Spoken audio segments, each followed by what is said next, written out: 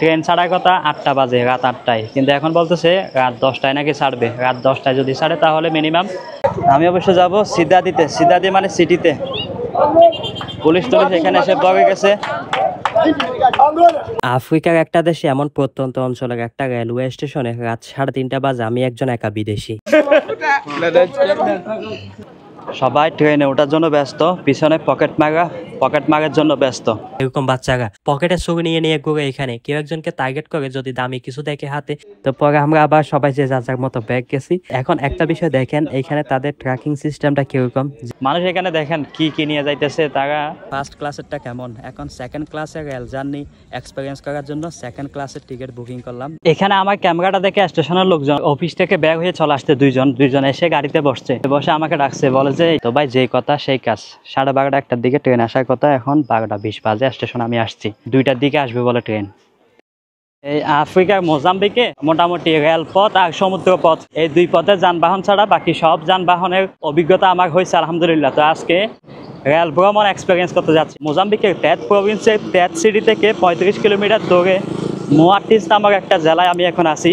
এই rail station থেকে আমি যাব ট্রেনে করে ডোয়া নামক একটা জায়গা, যেটা কিনা প্রায় মালাভির বর্ডারের কাছাকাছি।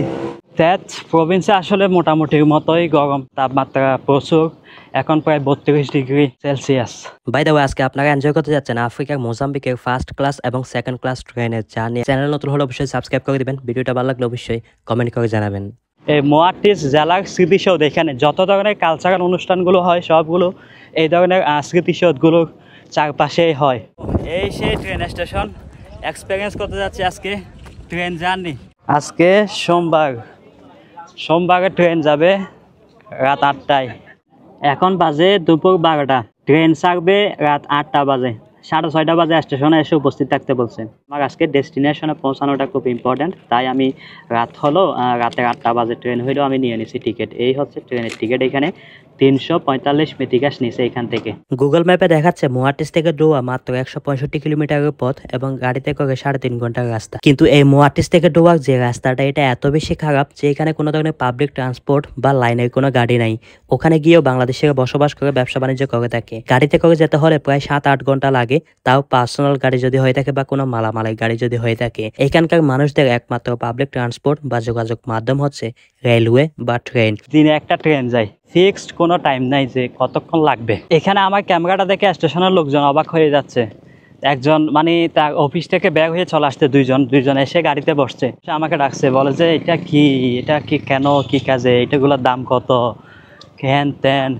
তবে একটা বিষয় দেখলাম যে ওখানে first class, second class, third class, 3 ক্লাসের টিকিট আছে। তো ফার্স্ট ক্লাসের টিকিটটা আমি নিছি, দেখা যাক এক্সপিরিয়েন্স কেমন হয়। আমি অবশ্যই এখান থেকে ত্যাত সিটিতে আবার ব্যাক গেছিলাম আপনাদেরকে ত্যাত সিটি ট্যুরটা দেওয়ার জন্য। সিটি ট্যুর শেষ করে আবার সন্ধ্যার দিকে আমি এখানে আসছি। Welcome to most dangerous train journey from Mozambique, Africa. আমার ট্রেনের শিডিউল রাত 8টা বাজে, আল্লাহ ভালো জানে কয়টা বাজে ট্রেন আসবে বা কয়টা বাজে ছাড়বে। এই হলো ট্রেনের টিকিট, এখানে 345 মেটিকাস। এখানে প্যাসেঞ্জার ওয়েটিং সিট, আমার বগি দেখাচ্ছে সি। ট্রেন অবশেষে চলে আসছে। আপনারা অনেকে জিজ্ঞেস করেন ভয় লাগে কিনা, যেমন আমি এখানে একাকি, এখানে কোনো বিদেশি নাই আমার সাথে, আমি একমাত্র বিদেশি, বাকি সবাই কিন্তু লোকাল এখানকার। তো এখানে আমি শুনছি ট্রেনে আসলে চুরি হয়, বেশি চুরি হয়, বাংলাদেশেও হয়। তো দিনের বেলা হইলে মোটামুটি একটা মন স্ট্রং থাকতো, মাইন্ড স্ট্রং থাকতো, রাতের বেলায় যেহেতু তো মনে একটু ভয় তো অবশ্যই থাকবে। তারপরে ফি আমানিল্লাহ বলে না, ফি আমানিল্লাহ। তো স্টেশন মোটামুটি বড়ই আছে, খারাপ না, মানুষজনও আছে, ভিড়ও আছে, লাইট টাইটও আছে। তবে এখানে এসে গ্রিন সিগন্যালের বদলে ইয়েলো সিগন্যাল যেটা পাইলাম, মানে ট্রেন ছাড়ার কথা 8টা বাজে, রাত 8টায়, কিন্তু এখন বলতেছে রাত 10টায় নাকি ছাড়বে। রাত 10টায় যদি ছাড়ে তাহলে মিনিমাম 12টা, 1টা, এমনকি 2টা পর্যন্ত বাঁচতে পারে আমার এখান থেকে পৌঁছাইতে। তো এইখানে আসলে ট্রেন এমনই হয়, আমি শুনছি এর আগেও 8টা বাজে ছাড়ার কথা, 8টা অলরেডি বেজে গেছে, এখন বলতেছে 10টায় ছাড়বে। 10টা বাজে আদৌ ছাড়বে কিনা সেটাও জানি না। আমি এক মহিলার সাথে কথা বলতেছিলাম, মহিলা ওখানে চাকরি করে খাইয়া নামক একটা প্রভিন্সে, ওখানে উনি স্কুলের মাস্টার। তো বলতেছে এখানে বেশি চোর, ট্রেনে ওঠার সময় নাকি মানে টুক করে নিয়ে ফেলে, মোবাইল পকেটে হাত দিয়ে মোবাইল নিয়ে ফেলে, ব্যাগে হাত দিয়ে কিছু থাকলে নিয়ে ফেলে, চুরি আমার বেশি হয়। প্যাসেঞ্জারদের মধ্যে বেশিরভাগ চোর প্যাসেঞ্জার সাজে উঠে। মানুষ এখানে দেখেন কি নিয়ে যাইতেছে, তারা মনে হইতেছে মানে মোজাম্বিক থেকে একেবারে চলে যাচ্ছে। টিভির অ্যান্টেনা পর্যন্ত এখান থেকে কিনে নিয়ে যাইতেছে। স্টেশনে ওয়েট করতে করতে এক মহিলার সাথে বেশ কিছুক্ষণ যাবত কথা হচ্ছিল। উনি খায়া থেকে আসছিল এই তেত প্রভিন্সের মুয়াটিস স্টেশনে গত সপ্তাহে। ওনাদের ট্রেন নাকি সন্ধ্যার সময় এসে থামছিল। তো স্টেশন থেকে বের হওয়ার পথে কানে মোবাইল দিয়ে কথা বলতেছিল। ওনার মোবাইলটা নাকি আইফোনের পিছনে যে অ্যাপলের লোগোটা দেখা যাচ্ছিল ওইটা দেখে নাকি স্টেশনের বাইরে কিছু ছোট ছোট পিচ্ছি পোলাপাইন ছুরি হাতে নিয়ে দাঁড়িয়েছিল। তারা বলতেছে ওই যে দেখো আইফোন। এবারও বলে ওই মহিলাকে টার্গেট করছিল কিছু ছোট ছোট বাচ্চা স্টেশনে পানি বিক্রি করতেছে, বিভিন্ন চিপস চকলেট বিক্রি করতেছে, এরকম বাচ্চারা পকেটে ছবি নিয়ে নিয়ে ঘুরে এখানে কেউ একজনকে টার্গেট করে, যদি দামি কিছু দেখে হাতে তাহলে তার উপর অ্যাটাক করে। তো তখন অবশ্য প্রায় সন্ধ্যা হয়ে আসছিল, অন্ধকার হয়ে আসছিল। এর মধ্যে আরেকটা গাড়ি নাকি হেডলাইট জ্বালিয়ে জাস্ট ওনাদের সামনে এসে দাঁড়ালো। তো তখন নাকি ওরা টার্গেট ডিসমিস করে, মানে অন্যদিকে চলে গেছে। তো ওই মহিলাটা অবশেষে বেঁচে গেল। তো সেই থেকে আসলে বুঝলাম যে না, আসলে মোজাম্বিকে বিশেষ করে আফ্রিকান কান্ট্রিজ গুলো এরকম ট্রেন জার্নি, তাও যদি আবার রাতে হয় তাহলে তো আর কথাই নাই। অনেক অনেক বেশি ডেঞ্জারাস হয়ে থাকে, অনেক বেশি সেফটি মেনটেন করে এখানে ট্রাভেল করতে হয়। বিশেষ করে থার্ড ক্লাস বগিতে যে সমস্ত প্যাসেঞ্জাররা ট্রাভেল করে থাকে ওখানে একদম সবকিছু ওপেন থাকে। পাশের সিটে যে বসে আছে সেও হয়তো বা চোর। বিষয়টা অনেকটা এরকম যে চোরাই প্যাসেঞ্জার সেজে এখানে ট্রেনে ট্রাভেল করে। তো বোঝার আসলে উপায় থাকে না যে কে চোর, কার কাছ থেকে সাবধান থাকতে হবে, কাকে বন্ধু বলে মেনে নিব বা কার সাথে ফ্রিলি বিহেভ করবো। একা যদি ট্রাভেল করে থাকে বা বেশি কোনো মালামাল থাকে তাহলে অনেক অনেক ডেঞ্জারাস একটা ট্রাভেল বা ট্রিপ হয়ে থাকে, বিশেষ করে ট্রেনে। তাছাড়া আমি ট্রাভেল করতেছি ফার্স্ট ক্লাস বগিতে, তো ওখানে নাকি মাত্র 4 জন প্যাসেঞ্জার্স থাকে, অনেকটাই সেফ, হয়তো বা আমরা ট্রাভেল করতে পারবো ইনশাআল্লাহ। প্রায় 1.5 ঘন্টা যাবত ওনার সাথে আমরা এখানে গল্প গুজব করতেছি। Estamos batendo papo aqui, já passamos quase 2 horas de tempo। তো এই মহিলার সাথে সেই মানে 1.5 ঘন্টা যাবত এখানে গল্প গুজব করতেছি ভাই, এখানে দাঁড়াই আমরা সবাই মানে বিরক্ত হয়ে গেছে আসলে ওয়েট করতে করতে। তা আমি বলো ওনার ছেলের মতো হয়ে গেছি। তো এখন উনি ওনার হাজব্যান্ডকে কল দিচ্ছে, ওনার হাজব্যান্ড এখানে থাকে, উনি যাচ্ছে অন্য একটা প্রভিন্সে। তো কল দিচ্ছে, বারবার নাম্বার বিজি দেখাচ্ছে। তো বলে যে আমি এখনো স্টেশনে, এখনো আমি ট্রেনে উঠলাম না। ওইদিকে সে মনে হয় একজনের সাথে প্রেম করা শুরু করছে, বারবার কল দিচ্ছে, নাম্বার বিজি দেখতেছে। তো তাই ওনারাও ফার্স্ট ক্লাসের প্যাসেঞ্জার, ফার্স্ট ক্লাসের টিকিট কাটছে। তো ওনাই আমাকে বোঝাচ্ছে কি চুরি ডাকাতি কোথায় কি হয় না হয়। এক জায়গায় একটা 2-2.5 ঘন্টা ওয়েট করা আসলেই কষ্ট করে। আমার পাশের মহিলাটা শেষমেশ না পারতে ফ্লোরে গামছা ভিছিয়ে বসে পড়ছে।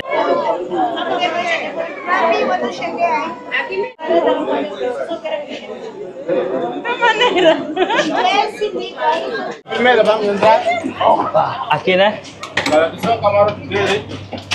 Bismillahirrahmanirrahim. 1, 2, 3, 4, 5, 6। তো এই হচ্ছে ফার্স্ট ক্লাস ট্রেন। উপরে সিট, উপরে 2 সিট, নিচে 2 সিট। হচ্ছে 6 নাম্বার, ওইদিকে আরো 2টা আছে। Queria sentar embaixo, né? Eu? Ah. Sim. Mulher não pode ir aí. Yeah. Ir para apanhar mais bom. Sim, eu tenho que apanhar aqueles que saem da beira, uma Maputo. Vou para aí para chegar. Mata 12 horas, vai apanhar. তো ভাই এখানে আমি Eu, mesmo às 15, tenho que apanhar. First class ট্রেনের experience নিতে আসছিলাম আর কি। উপরে 2টা সিট, নিচে 2টা সিট। আমার সাথে এক মহিলা আছে বৃদ্ধ, উনি পাশে বসছে নিচে। আমি তাড়াতাড়ি এসে আগে নিচেরটা বুকিং করছিলাম, আমি এবং ওই মহিলাটা। তো এখন আরেকটা মহিলা আসছে, মানে বিশাল বড় মহিলা, মিনিমাম 200 কেজি হবে। তো উনি বলতেছে ওনার নাকি গর্ভবতী, তো উনি উপরে উঠতে পারবে না। তো এখন আরেকটা পুরুষ আছে, সে উপরে উঠছে। তো এখন আমার নাকি উপরে উঠতে হবে। বলতেছে আচ্ছা ঠিক আছে, আমরা এখানে ওয়েট করি আপাতত, যদি ঘুম আসলে বা আপনার ঘুম আসলে বা আমার ঘুম আসলে উপরে উঠে যাব। ফাইনালি 10:30 বাজে ট্রেন ছাড়লো, বাট এটা বড় ফ্যাক্ট না। ফ্যাক্ট হলো এই মুয়াটিস বড় স্টেশন। আমি যেখানে যাচ্ছি ডোয়া অনেক ছোট একটা স্টেশন। আমি হয়তো বা রাত 2টা-3টার দিকে ওখানে পৌঁছাবো, কিন্তু ওখানে পৌঁছানোর পর হয়তো বা কোনো মানুষজন থাকবে না, অনেক নিশ্চুপ হয়তো বা থাকবে। এত রাতের বেলা আমি একজন একা বিদেশে ওখানে গিয়ে নামলে আমার সাথে কি হতে পারে সেটা আমি নিজেই আসলে ভেবে পাচ্ছি না। এখানে হয়তো বা নেটওয়ার্ক থাকবে না যে আমি আগে থেকে যার কাছে যাচ্ছি ওনাকে বলে রাখবো যে আমি অনেকটাই কাছাকাছি পৌঁছায় আসছি। ম্যাপেও কাজ করবে না যে আমি নিজেকে নিজে ট্র্যাক করতে পারবো কতটুক আছে, কতক্ষণ লাগবে। তো এটা অনেক বড় একটা চ্যালেঞ্জের মুখে আমি পড়তে যাচ্ছি ডোয়ার স্টেশনে পৌঁছানোর জন্য। কিছুক্ষণ পর নাকি আমার স্টেশন আসতেছে ডোয়া। রাত 1টা বাজে, এখন নেটওয়ার্ক নাই। স্টেশনে নামলে নেটওয়ার্ক পাই কিনা জানি না, হয়তো পাবো।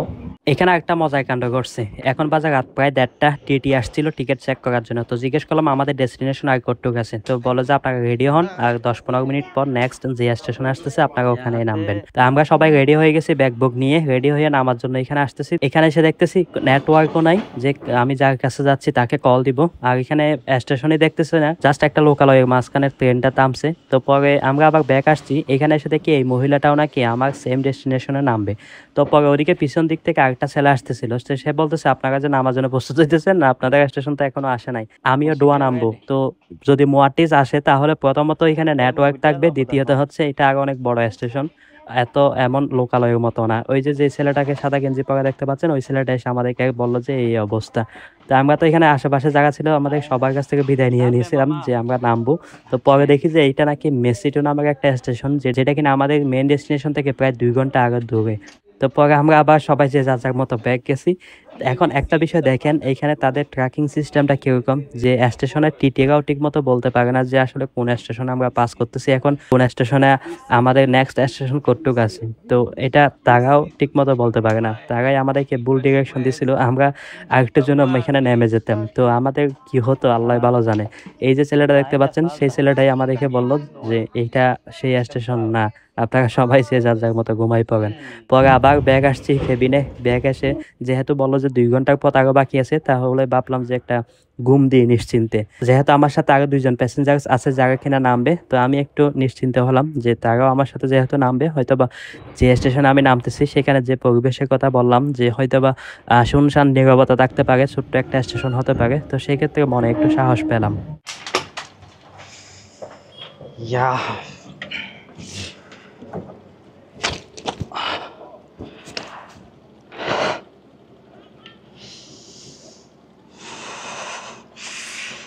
তো অবশেষে রাত 3:33 এসে নামছি। এই সেই দোয়া, আল্লাহ নামাইছে আনাইছে, সহি সালামতে পৌঁছাইছে। আমি মনে করছিলাম এখানে মানুষজন মনে হয় থাকবে না, খালি হবে স্টেশন। এখন দেখতেছি সেরকম না, মোটামুটি মানুষজন আছে স্টেশনে, মানুষজন দেখা যাচ্ছে। আফ্রিকার একটা দেশে এমন প্রত্যন্ত অঞ্চলের একটা রেলওয়ে স্টেশনে রাত 3:30 বাজে আমি একজন একা বিদেশি। সবাই যে যার যার মতো ব্যস্ত ট্রেনে ওঠার জন্য। এমনও অনেক আছে যারা কিনা বিকেল থেকে এখানে ওয়েট করতেছে ট্রেন আসবে সে আশায়। সব সময় কিন্তু কম বেশি লেটটা হয়ে থাকে। এখানকার মানুষদের লাইফ আসলে অনেক বেশি স্লো। এখানে মানুষ 2 ঘন্টা 3, 4, 5, 6, 7 ঘন্টা পর্যন্ত এক একটা কাজের জন্য, এক একটা অ্যাক্টিভিটিসের জন্য ওয়েট করে, কোনো ধরনের অভিযোগ ছাড়া। আমি অবশ্য ট্রেন থেকে নেমে একটু বাম দিকে এসে আমার যে গন্তব্য সেখানে আমি চলে আসছি আলহামদুলিল্লাহ সহি সালামতে। আমি অবশ্যই এখানে 2 দিন ছিলাম। এই এলাকাটা প্রায় মালাভির বর্ডারের পাশে। দোয়া পৌর উপজেলাটা আমি নিজে ঘুরে দেখলাম এবং আপনাদেরকেও দেখিয়েছি, যেটা আপনারা নেক্সট পার্টে দেখতে যাচ্ছেন। সম্পূর্ণ ভিন্ন ধর্মী একটা গ্রাম, সম্পূর্ণ ভিন্ন পরিবেশ এবং ভিন্ন জনগোষ্ঠীর বসবাস এখানে। এতক্ষণ আপনারা দেখতেছিলেন আফ্রিকার মোজাম্বিকের ফার্স্ট ক্লাস ট্রেনের জার্নি এক্সপিরিয়েন্স। আমার অবশ্য প্ল্যানিং ছিল যে আমি দোয়া থেকে আবার বেড়াতে যাব, তাও ট্রেনে ট্রাভেল করে। বাট এই 200 কিলোমিটারের পথ ট্রাভেল করতে 5.5 ঘন্টা লাগছে আমার। এই দোয়া থেকে যদি আবার বেড়া যেতে চাই তাহলে মিনিমাম 27-28 ঘন্টা আমার লাগতে পারে ট্রেনে। তাই আমি আর যাচ্ছি না, 2 দিন এই দোয়াতে থেকে ঘুরে ফিরে আবার ব্যাক যাচ্ছে মুয়াটিজে। এখন আপনারা দেখতে যাচ্ছেন মোজাম্বিকের সেকেন্ড ক্লাস ট্রেনের এক্সপিরিয়েন্স। রেল জার্নিতে আপনাদেরকে দেখাইলাম ফার্স্ট ক্লাসেরটা কেমন, এখন সেকেন্ড ক্লাসের রেল জার্নি এক্সপিরিয়েন্স করার জন্য সেকেন্ড ক্লাসের টিকিট বুকিং করলাম। এখানে দোয়া থেকে আবার যাব মুয়াটিজে, যেটা কিনা প্রায় 5 থেকে 5.5 ঘন্টা 6 ঘন্টার একটা জার্নি হতে যাচ্ছে। 215 মেথিকাশ দিয়ে আবার টিকিট কাটছি, যেটা কিনা ফার্স্ট ক্লাসের টিকিট হয় 345 মেথিকাশ। 12টা বা 1টার দিকে ট্রেন এখানে আসবে। এখন আদৌ কি 12টা 1টার দিকে আসবে না কয়টার দিকে আসবে সেটা জানি না। বাড়িঘর সাইডে চলে আসছে, ট্রেনে করে তারা ট্রাভেল করবে। তো এখানে রেল লাইনে অনেকে ঘুমাই পড়ছে, শুয়ে পড়ছে, অনেকে খাবার দাবার নিয়েও চলে আসছে। স্টেশনেও অনেকেই ঘুমাচ্ছে। তো ট্রেনের অপেক্ষায় আছে, ট্রেনের হর্নে তাদের ঘুম ভাঙবে, তারপর ট্রেনে উঠবে, ট্রাভেল করবে।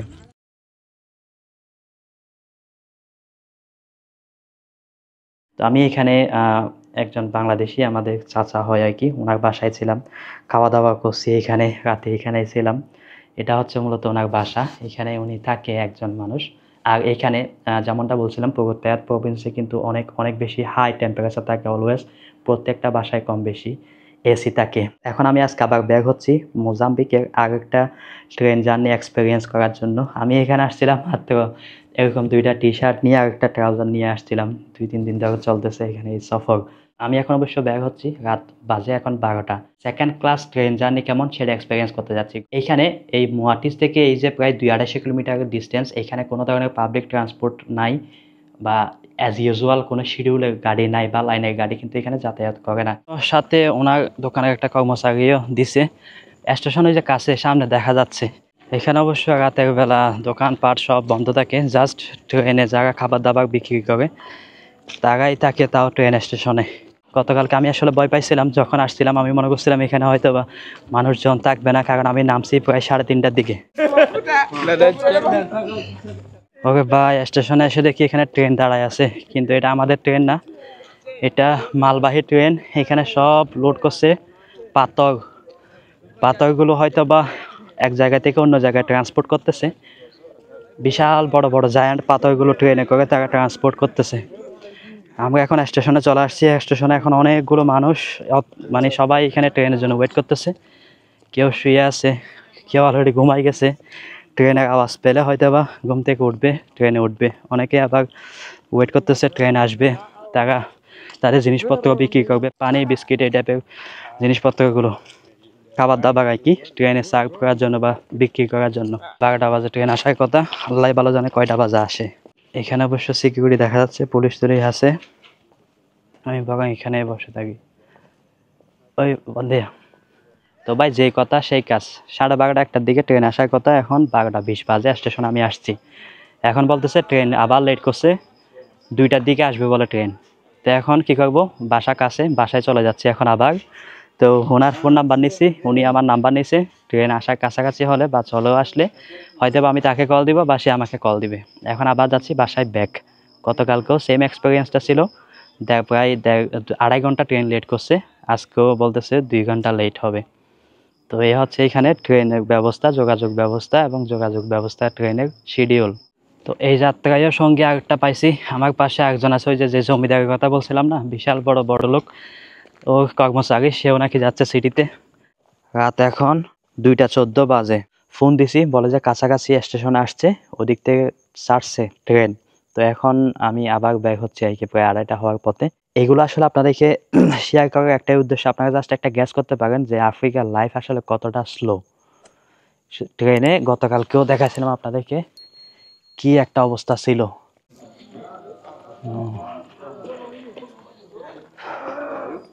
হ্যাঁ, এখানে আসার পর দেখতেছি মানে যারা শুয়েছিল সবাই উঠে গেছে, মেবি ঘুমাচ্ছিল যারা সবাই উঠে গেছে বা তুলে দিছে হয়তো বা ঘুম থেকে ডেকে।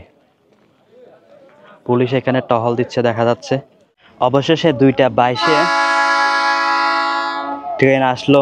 তো পানি কিনে নিয়েছিলাম, এখানে যতগুলো পানি বিক্রি করে সবগুলো খোলা পানি, মানে তারা খালি বোতলের মধ্যে বড় বড় বিক্রি করতেছে। মিনারেল ওয়াটার নাই, পাশে একটা দোকান থেকে মিনারেল ওয়াটার কিনে আনছি 1.5 লিটার 50 মেথি ক্যাশ দিয়ে।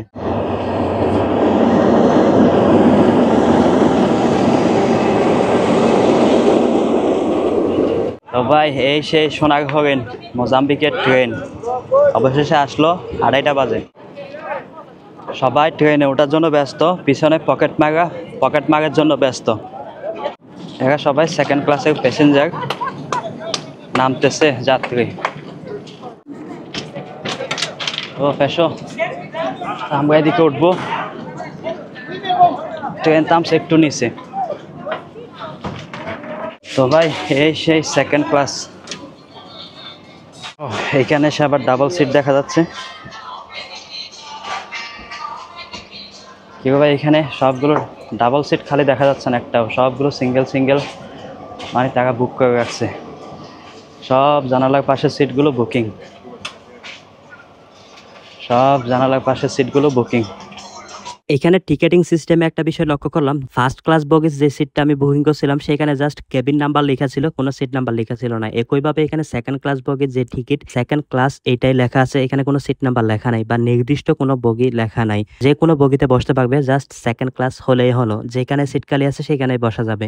আমরা মূলত দুইজনে একসাথে বসতে চাচ্ছি আকি না। তো অবশেষে এই সিটটা খালি পাইছি, এখানে বসতেছি। তো এখন অবশেষে আমরা সেকেন্ড ক্লাস কেবিনে টিকিট নিয়ে উঠছি। এখানে অবশ্য ট্রেন বেশিক্ষণ লেট করবে না, টাইম বাজে এখন 2:30, বরাবর 2:30 এসে আমরা ট্রেনে উঠতে পারলাম আর কি। এখানে ভাই মিউজিক চালাচ্ছে, এখানে লোকাল মিউজিকগুলো অনেক বোরিং হয় ভাই, টুকুটাকুর মানে তারা আসলে এখানে মিউজিক শোনার সিস্টেমটা, মিউজিকের কোনো স্টোরি নাই, মানে লিরিক্সের কোনো আগামাথা নেই, বাট জাস্ট তাদের ওই বিটের তালে তালে তারা নাচে বা বিটের তালে তালে তারা এনজয় করে, এই হচ্ছে বিষয়। আর এখানে আমার ক্যামেরাটা যে আমি বসা রেখে ভিডিও করতেছি, তো মানে আশেপাশে মানুষ সবাই তাকায় আছে আমার দিকে, কি করতেছি কি আসছে, কি সমস্যা, কি চলতেছে, মানে তারা আসলে বুঝে উঠতে পারতেছে না। তো এখানে আসলে আমি গতকালকে থেকে ট্রাভেল করতেছি, ফার্স্ট টাইম লং জার্নি বা লং ট্রাভেল করতেছি। এর আগে আমার এমন লং ট্রাভেল বা সোলো ট্রাভেলিংয়ের কোনো এক্সপিরিয়েন্স ছিল না। বসা দেখা যাচ্ছে এখানে। তো আল্লাহর রহমতে আমি একটা বিষয় খেয়াল করলাম, কি কোনো না কোনোভাবে কেউ না কেউ আমার সাথে মিলে যাচ্ছে, আল্লাহ আমাকে কাউকে না কাউকে মিলে দিচ্ছে সফর সঙ্গী হিসেবে। যেমন সেই যে আমি বাস থেকে নামার পরে একটা মোটরসাইকেলের ড্রাইভার পেলাম, যে কিনা আমাকে পুরো সিটিটা ঘুরে দেখাইলো কত সহজ সরলভাবে। ইফতার করার জন্য একটা ইন্ডিয়ান ভাইয়ের সাথে দেখা হয়ে গেছিলো, তার উসিলায় মসজিদে ইফতার করলাম। স্টেশনে গিয়ে আবার মহিলা একটার সাথে আমার পরিচয় হয়ে গেল। এখন আবার আমি যে ব্যাগ যাচ্ছি, এখন আমার পাশে একজন সফরসঙ্গী হয়ে গেল, মানে আল্লাহ আসলে মিলাই দিচ্ছে। তো দেখলাম যে আসলে ফি আমানিল্লাহ বলে, আপনি যেখানে যান না কেন আপনার সাথে কোনো না কোনোভাবে কোইন্সিডেন্টলি বা যে কোনোভাবে মানে কেউ না কেউ একজন থেকে যাচ্ছে। ওই যে বলে না, সৃষ্টিকর্তা আল্লাহ তাআলা সবচেয়ে বড় পরিকল্পনাকারী, তো ওনার পরিকল্পনার হাত দেওয়ার মতো ক্ষমতা নাই। আমাদের পাশে একটা মুসলিম মহিলা দেখা যাচ্ছে। আমাদের পাশের বগিটাই 3rd ক্লাস বগি। এখানে দেখা যাচ্ছে বাংলাদেশের অ্যাজ ইউজুয়াল ট্রেনের বগির মতোই, এখানে কোনো এসি নাই, জাস্ট ফ্যান দেখা যাচ্ছে। মনে হচ্ছে না তেমন সেফ হবে।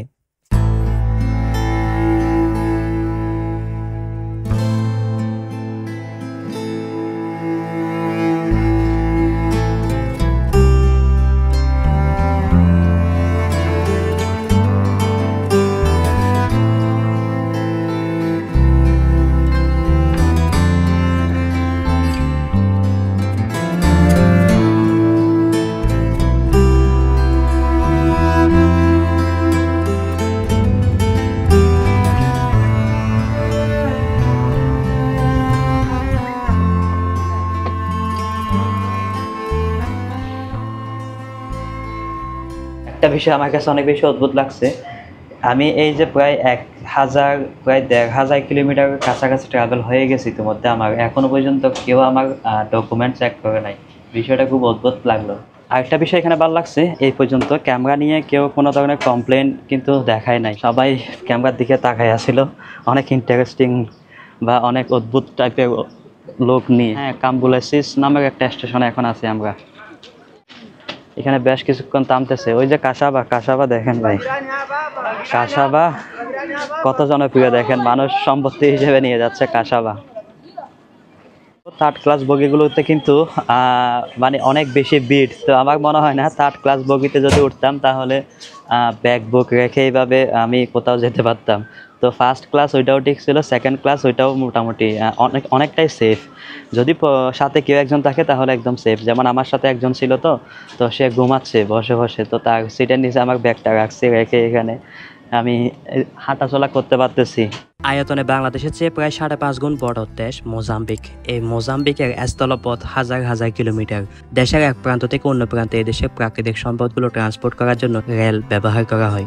যেমন এই ট্রেনটা আপনারা দেখতে পাচ্ছেন, এখানে নিয়ে যাচ্ছে পাথর। পুরো মোজাম্বিকের বিভিন্ন প্রভিন্সে পাথরের অনেক বড় বড় পাহাড়গুলো থাকে, যেগুলো কিনা বিভিন্ন বিদেশি কোম্পানিজরা লিজে নিয়ে সেগুলো নিয়ে বিজনেস করতেছে। বিভিন্ন প্রভিন্সে কয়লার খনি আছে, কয়লাগুলো ট্রান্সপোর্ট করতে হয় এক প্রভিন্স থেকে অন্য প্রভিন্স, বিশেষ করে বেগা পোর্টে বা নাকালা পোর্টে, অনেক সময় মাপুতো পোর্টে। এই সমস্ত লং ট্রান্সপোর্টের ক্ষেত্রে রেল ব্যবহার করা হয়। গত ভিডিওতে আপনাদেরকে দেখিয়েছিলাম মোজাম্বিকের 3rd প্রভিন্সের কালো স্বর্ণের খনি বা ব্ল্যাক গোল্ড রিসোর্স। যে দৃশ্যগুলো দেখতে পাচ্ছেন অনেকটা স্টেডিয়ামের মতো, তার মাঝখানের বিশাল অংশ জুড়ে এই সেই কালো স্বর্ণের খনিগুলো বা ব্ল্যাক গোল্ড রিসোর্স। তাদের দাবি এখান থেকে কয়লা উত্তোলন করা হচ্ছে, কিন্তু স্থানীয়দের দাবি শুধুমাত্র কয়লা নয়, এখান থেকে আরো দামি খনিজ সম্পদ উত্তোলন করা হচ্ছে, যেমন স্বর্ণ, ডায়মন্ড ইত্যাদি। ভিডিও রেকর্ড করতে করতে এক পর্যায়ে এসে এই দৃশ্যটা দেখে আমার চোখ আটকালো। পেছনে দেখতে পাচ্ছেন একটা দেশের প্রাকৃতিক সম্পদ কয়লা এবং স্বর্ণের খনি, আর নিচে দেখতে পাচ্ছেন তাদেরই দেশের জনগণ ভাগ্যের সাথে যুদ্ধ করে তাদের জীবিকা নির্বাহ এবং তাদের লাইফস্টাইল। আর পেছনে এমন অসংখ্য প্রাকৃতিক সম্পদের খনি থেকে তাদের সম্পদগুলো নিয়ে যাচ্ছে বিশ্বের অন্যান্য দেশ। সর্বশেষ একটা আফসোসের বিষয় শেয়ার করব।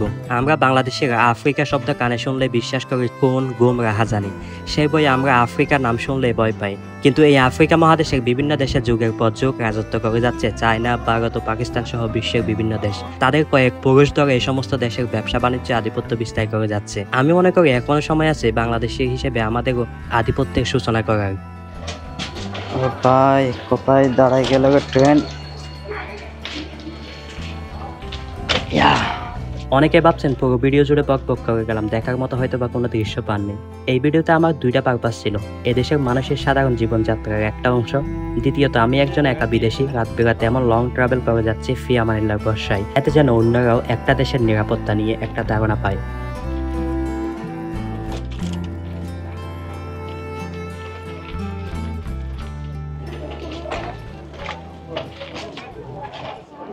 ভাই যে ভিড় এখানে স্টেশনে, এখানে তো জমজমাট ভিড় চলতেছে। এই ভিড়ের মধ্যে বাইক হইতে গেলে কোনো না কোনো ভাবে পকেট মার্কা পাবে হয়তো বা। তো দেখি এখন বাইক হব না, মানুষজন একটু কম আসুক তারপরে গিয়ে ব্যাগ হবো, না হলে এখানে পকেট মার্কে পাল্লায় পড়তে হবে। তো আমি আসলে ভাবছিলাম যে মানুষজন কমলে ব্যাগ হবো, কিন্তু আসলে রেল জার্নি করে, রেল এক্সপিরিয়েন্স করে বাইরে রেল স্টেশনের মেন যে আবহাওয়া সেটাই যদি না দেখাই তাহলে আর কি কেমনে কি হলো। তো পরে ব্যাগটা সামনে নিলাম, পকেটে যে দুইটা মোবাইল আছে দুটোটা মোবাইল ব্যাগে নিলাম। তো এখন আপনাদেরকে রেল স্টেশনের আবহাওয়াটা একটু দেখানোর চেষ্টা করব। রেল স্টেশনের আবহাওয়া, এদিকে টিকিট চেক করতেছে। আচ্ছা টিকিট আমার আছে, আচ্ছা টিকিট দিয়ে দিতে হবে বলে।